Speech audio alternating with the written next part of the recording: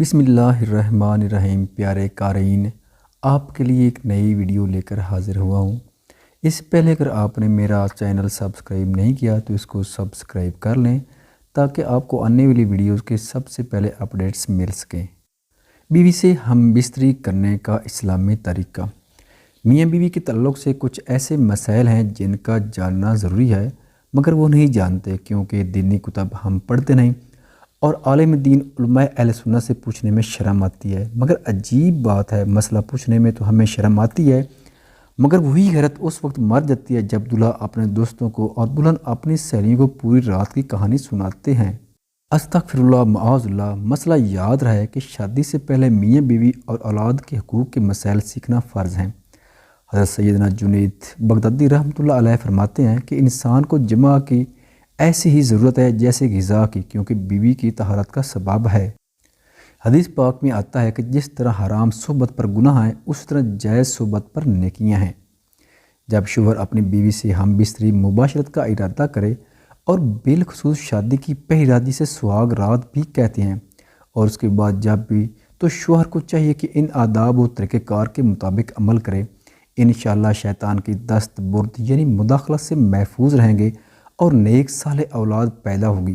نماز کے بعد شوہر اپنی دلہن کی پیشانی کے تھوڑے سے بال نرمی اور محبت سے پکڑ کر یہ دعا پڑھے: اللہم انی اسألک خیرہا و خیر ما جبلتہا علیہ و اعوذ بک من شرہا و شر ما جبلتہا علیہ۔ تو نماز اور اس دعا کی برکت سے میاں بیوی کے درمیان محبت اور الفت قائم ہوگی انشاءاللہ تعالی۔ اور 10 مرتبہ اللہ اکبر پڑھے، پھر بوس و کنار یعنی چومنا کسنگ چاہے تو کہے بسم اللہ العظیم، اللہ اکبر، اللہ اکبر، اور سورۃ اخلاص 1 مرتبہ پوری پڑھیں۔ چند اہم مسائل۔ نمبر 1، خاص جمع ہم بستری مباشرت کے وقت بات کرنا مکروہ ہے، اس سے بچے کے توتلے ہونے کا خطرہ ہے۔ نمبر 2، اس طرح اس وقت عورت کی شرمگاہ کی طرف نظر کرنے سے بھی بچنا چاہیے کہ بچے کا اندھا ہونے کا امکان ہے۔ نمبر 3، یوں ہی بالکل برہنہ ننگے بھی ہم بستری مباشرت صحبت کرنا نہ کریں، ورنہ بچے کے بے حیا ہونے کا اندیشہ ہے۔ اور اہم ٹپ، کمرے میں 0 پاور کے بلب کا اہتمام ضرور کریں، اور اگر کپڑے بالکل اتار کر ہم بستری کرنا ہے تو ایک بڑی چادر دوران ہم بستری اپنے اوپر اوڑھ لیں تاکہ پردہ پوشی ہو سکے۔ بالکل ننگے ہو کر ہم بستری کرنا گدھا گدھی کی طرح جفتی کرنا کہلائے گا، جو کہ شریعت کے نزدیک ناپسندیدہ عمل ہے۔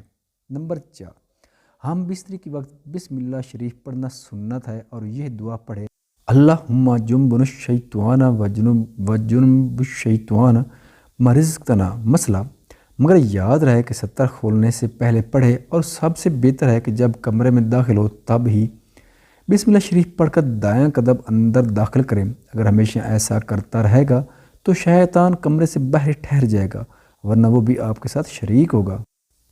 عورت کے اندر مرد کے مقابلے 100 گنا زیادہ شہوت ہے، مگر اس پر حیا کو مسلط کر دیا گیا ہے۔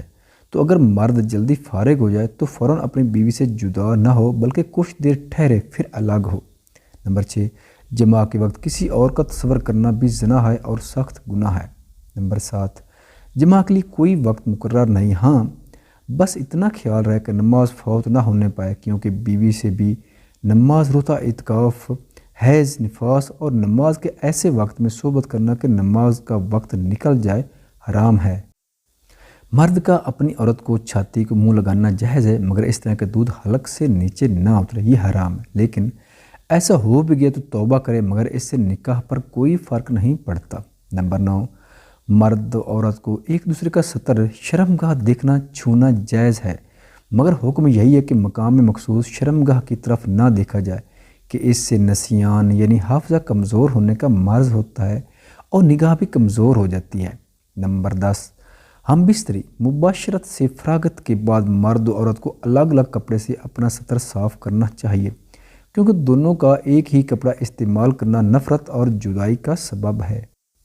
آج کل کے جدید دور میں ٹیشو کا استعمال نہایت آسان و مفید ہے، گھر میں ایک پیکٹ ٹیشو کا ضرور رکھیں۔ نمبر 11، ہم بستری سے احتلام انزال یعنی منی خارج ہونے کے بعد یا دوسری مرتبہ صحبت کرنا چاہتا ہے تب بھی ستر شرمگاہیں لازمی دھو لیں کچھ وقفہ دے کر، اور بہتر یہ ہے کہ وضو کر لیں ورنہ ہونے والے بچے کو بیماری کا خطرہ ہے۔ نمبر 12، جماع کے بعد لڑکے کی پیدائش کا ارادہ ہے تو عورت کو فوراً دائیں پہلو کروٹ لیٹنے کا حکم دیں کہ اگر نطفہ قرار پا گیا تو انشاءاللہ لڑکا ہی ہوگا، اور اگر لڑکی کی پیدائش کا ارادہ ہے تو عورت کو بائیں پہلو کروٹ کا کہیں اور عورت فوراً بائیں کروٹ لے لے اور کچھ دیر لیٹی رہے تو انشاءاللہ لڑکی پیدا ہوگی۔ اور اگر اولاد کے حصول کا ارادہ نہیں تو مباشرت میں انزال کے فوراً بعد عورت سیدھی کھڑی ہو جائے۔ نمبر 13، جماع مباشرت ہم بستری کے کچھ دیر بعد مثلا کم از کم آدھا گھنٹہ بعد غسل کر لیں، اس میں صحت و تندرستی بھی ہے اور مرتے وقت حضرت سیدنا جبرائیل علیہ السلام کی زیارت بھی ہوگی۔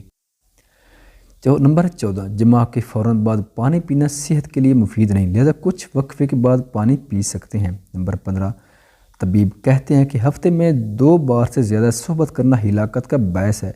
شیر کے بارے میں آتا ہے کہ وہ اپنی مادہ سے سال میں 1 مرتبہ ہی جمع کرتا ہے اور اس کے بعد اس پر اتنی کمزوری لاحق ہو جاتی ہے اگلے 48 گھنٹے تک وہ چلنے پھرنے کے قابل بھی نہیں رہتا، اور 48 گھنٹے کے بعد جب وہ اٹھتا ہے تب بھی لڑ کھڑاتا ہے۔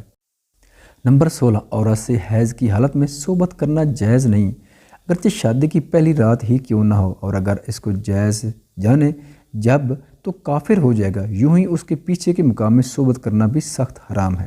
نمبر 17، مباشرت کے بعد حالت جنابت میں یعنی ناپاکی کی حالت میں اور حیض کی حالت میں عورت منحوس اچھوت بھی نہیں ہو جاتی، جیسا کہ بہت جگہ رواج ہے کہ کھانا بھی نہیں بنانے دیتے، برتنوں کو ہاتھ بھی لگانے نہیں دیتے، یہ جہالت ہے، بلکہ اس کے ساتھ سننے میں بھی حرج نہیں۔ ہاں، عورت کا حالت حیض میں اگر شہوت کا خطرہ ہو تو الگ ہو جائے۔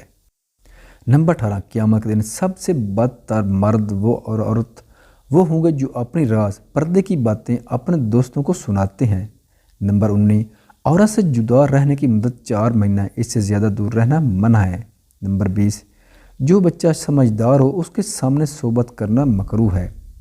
آگے شیئر کر کے صدقہ جاریہ کی سعادت حاصل کیجیے۔ خدا حافظ۔